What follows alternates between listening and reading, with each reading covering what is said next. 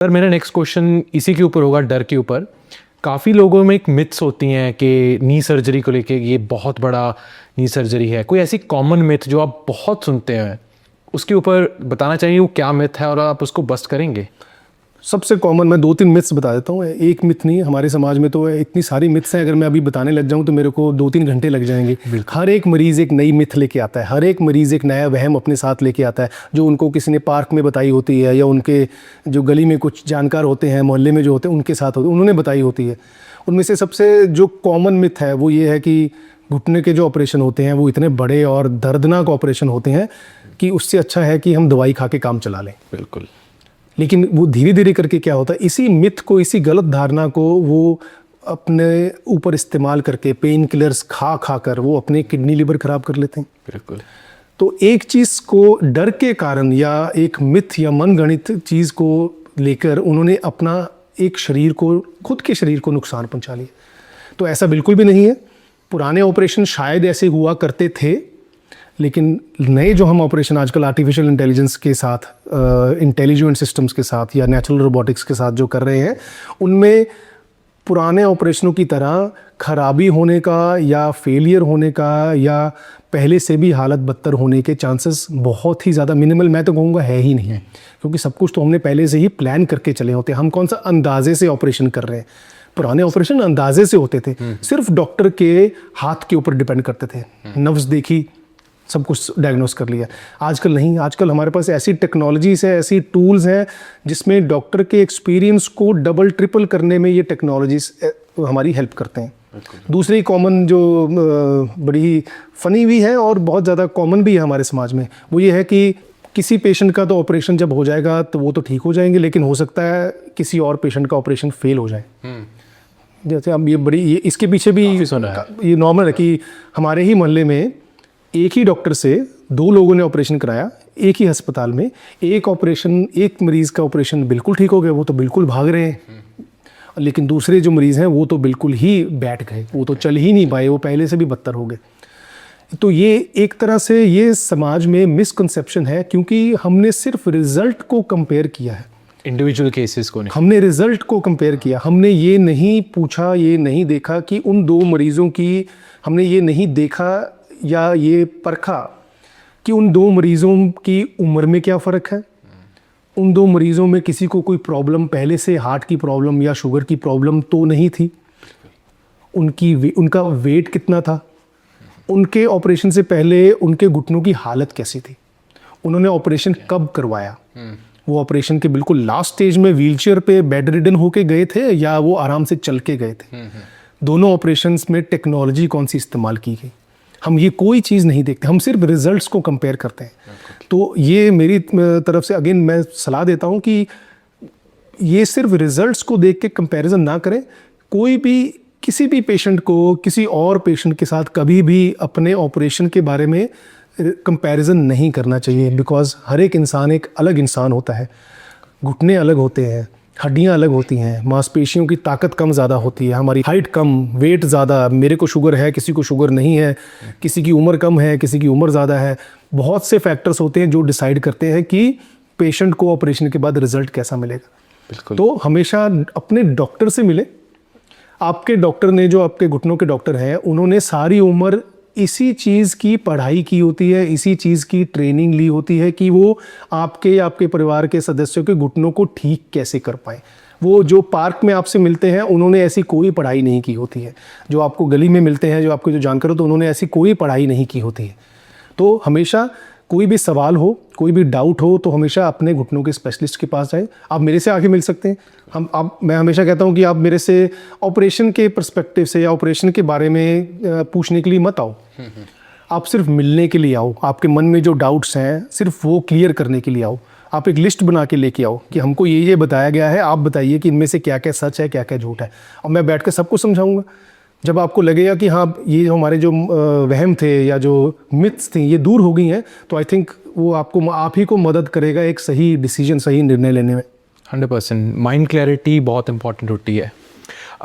मेरा next question है कि कोई आप ऐसी सिंपल टिप देना चाहेंगे लोगों को जो अपने घुटनों का ध्यान रख सके फॉर लॉन्ग टर्म? बिकॉज लोग कहते हैं कि ऑपरेशन से बढ़िया कि प्रिवेंशन हो जाए, तो प्रिवेंशन के लिए आप क्या कहना चाहेंगे?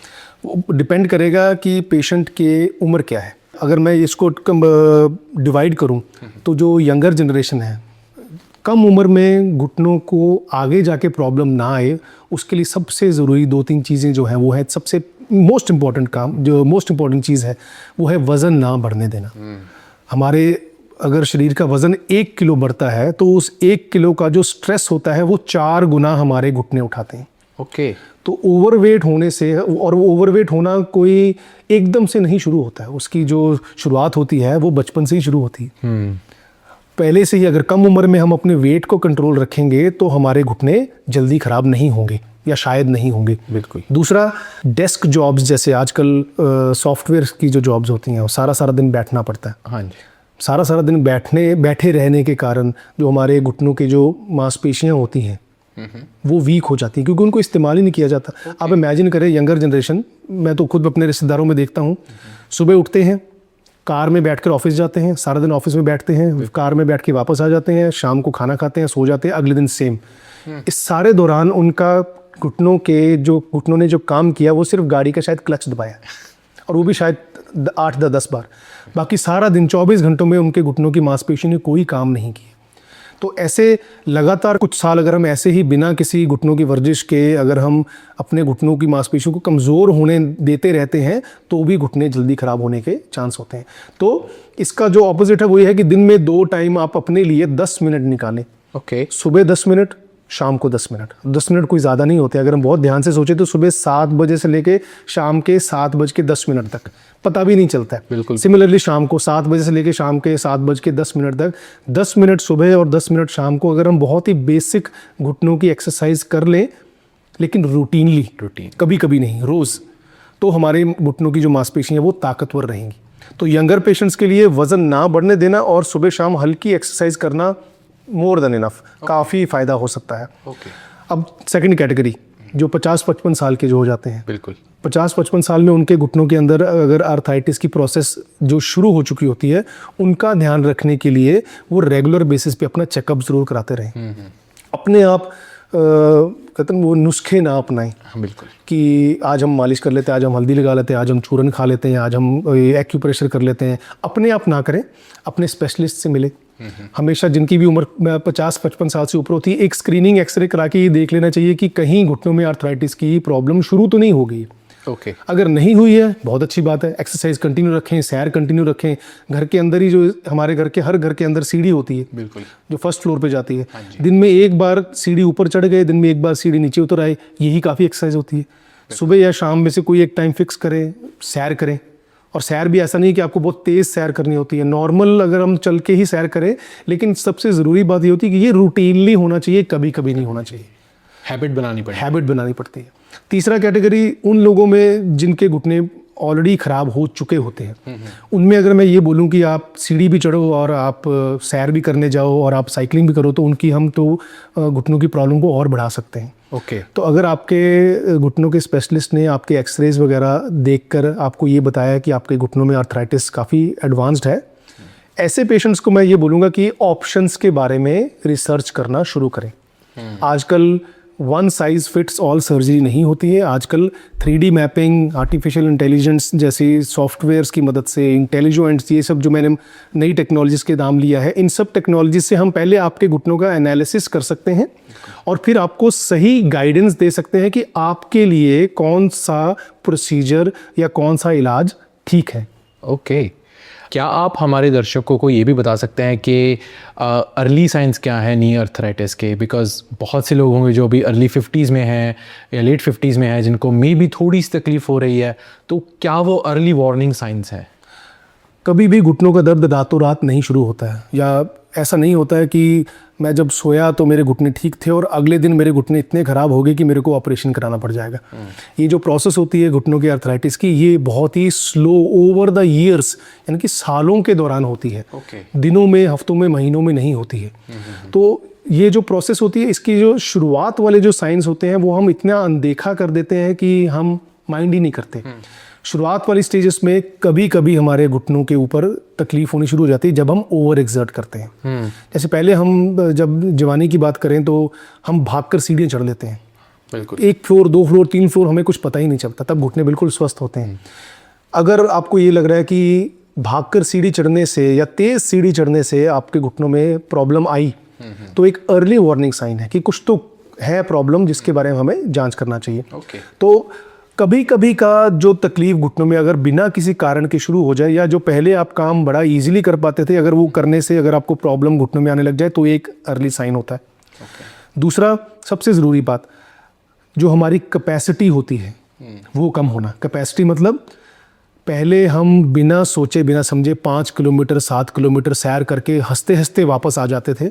आजकल वो 7 किलोमीटर की बजाय 4 किलोमीटर रह गया, क्योंकि अगर हम ज़्यादा चल लेते हैं या अगर जब हम ज़्यादा चल लेते हैं तो मेरे को तकलीफ होती है। तो अगर ये कैपेसिटी कम हो रही है, और ये एकदम से नहीं होगी, ये 6 किलोमीटर से 5 होगी, 5 से 4 होगी, अगर ये साइकिल शुरू हो गया है तो ये भी एक वार्निंग साइन है। या फॉर एग्जांपल अगर हम घर में, जैसे हमारे हाउस वाइफ्स होते हैं, अगर वो जैसे घर पे काम करते हैं, पहले वो सुबह से लेकर शाम तक अपने नॉर्मल घर के सारे काम, खड़े रह के काम करना, किचन में काम करना, सारे काम बिना किसी प्रॉब्लम के कर पाते थे। लेकिन पिछले कुछ दिनों से, पिछले कुछ महीनों से उनको बारी बारी ब्रेक लेनी पड़ रही है, कुछ बैठना पड़ रहा है। Early warning sign. तो ये छोटे छोटे साइंस होते हैं। कभी अंदर घुटनों के अंदर से आवाज़ आना, बड़े नॉर्मल होती है, कट कट की आवाज़ आने लग जाती है, तो उसको ऐसे ही अनदेखा नहीं करना चाहिए। कई बार तो वो मोच के कारण होती है, लेकिन अगर वो बारी बारी आ रही है बिना किसी कारण के, तो अगेन अर्ली साइन होता है, उसके बारे में हमें जांच करा लेनी चाहिए। धीरे धीरे करके पेशेंट का जो चलना फिरना है वो अपने आप कम होने लग जाता है। और पेशेंट बड़े मरीज़ क्या करते हैं, या हम नॉर्मली क्या करते हैं, हम अपने आप को अपने घुटनों के मुताबिक ढाल लेते हैं। हम सैर करने ही नहीं जाते, हम सीढ़ी कहते हैं लिफ्ट ले लेंगे, बिल्कुल, या हम कहेंगे कि हम नीचे बैठना आजकल अवॉइड ही करते हैं, मेरे को थोड़ी प्रॉब्लम आ जाती है। लेकिन हम डायग्नोसिस कंफर्म करने के बारे में कुछ नहीं करते। हम ढाल लेते हैं अपने आप को, लेकिन डायग्नोसिस कंफर्म करने के बारे में कुछ नहीं करते। तो अगर किसी भी पेशेंट को अर्ली साइंस या शुरुआत वाले सिम्टम्स अभी आने शुरू हुए हैं, तो कुछ नहीं करना, एक सिंपल एक्सरेज कराने होते हैं। उस एक्सरे से आपके घुटनों के स्पेशलिस्ट आपको बता सकेंगे कोई प्रॉब्लम है या कोई प्रॉब्लम नहीं है। अगर नहीं है बहुत अच्छी बात है, लेकिन अगर है तो उसको सही टाइम पे हम टैकल करें, सही टाइम पे हम उसका इलाज शुरू करें। और वो इलाज ज़रूरी नहीं है कि ऑपरेशन ही होते हैं, इलाज दवाइयाँ भी होती हैं, इलाज कार्टिलेज सप्लीमेंट होते हैं, इलाज फिजियोथेरेपी होती है, अल्ट्रासोनिक थेरेपी होती है, हमारे पास ऑइंटमेंट्स होती हैं, कुछ इंजेक्शंस होते हैं। तो ये नहीं डरना चाहिए कि अगर हम डॉक्टर के पास गए तो डॉक्टर ने तो ऑपरेशन ही बोल दे रहा है। डॉक्टर के पास और भी बहुत सी चीज़ें होती हैं। हमारे अगर मैं दिन में 100 पेशेंट देखता हूँ तो 100 में से मुश्किल से 10 या 12 पेशेंट्स को हम सर्जरी के बारे में कहते हैं, बाकी सारे लोगों को नॉन सर्जिकल ट्रीटमेंट ऑप्शंस बताते हैं, डिपेंडिंग अपॉन उनके घुटनों की आर्थराइटिस की स्टेज क्या है या उनकी प्रॉब्लम या दिक्कत कितनी है। That's good. जितना जल्दी आप डायग्नोस करेंगे उतना ही आपका बेटर रिजल्ट होगा। बिल्कुल, that's good. So at the end हमारे जो दर्शक हैं, जो हमको सुन रहे हैं, आप उनको क्या कहना चाहेंगे जो अभी इस टाइम डर के बैठे हुए हैं, जो डायग्नोसिस को स्किप कर रहे हैं, अवॉइड कर रहे हैं, उनके लिए क्या मैसेज है? आप एक एंडिंग पार्टिंग स्टेटमेंट दे दीजिए। मैं सबको एक ही सलाह देता हूँ, बहुत सालों से देता आ रहा हूँ, कि अपने घुटनों की प्रॉब्लम को अनदेखा या नज़रअंदाज ना करें। अपने घुटनों के स्पेशलिस्ट से मिलें, डायग्नोसिस कंफर्म करें। अगर आपके घुटनों के प्रॉब्लम ज़्यादा नहीं है तो आपको घबराने की ज़रूरत नहीं है। आपको कोई भी डायरेक्टली ऑपरेशन के बारे में सलाह नहीं देगा। लेकिन अगर आपके या आपके परिवार के किसी भी सदस्य को स्टेज 4 ऑस्टियोआर्थराइटिस डायग्नोसिस कंफर्म हो चुका होता है, तो डायरेक्टली कहीं सुनी बातें या रेफरेंसेस के बेसिस पे अपने ऑपरेशन का निर्णय ना लें। रिसर्च करें लेटेस्ट टेक्नोलॉजीज़ का, artificial intelligence, augmented reality, intelligent surgical, natural robotics, ये सब नई टेक्नोलॉजीज़ हैं जो आप ही के मरीज़ को बेहतर करने में मदद करेंगी। Thank you so much sir, thank you for coming. Thank you.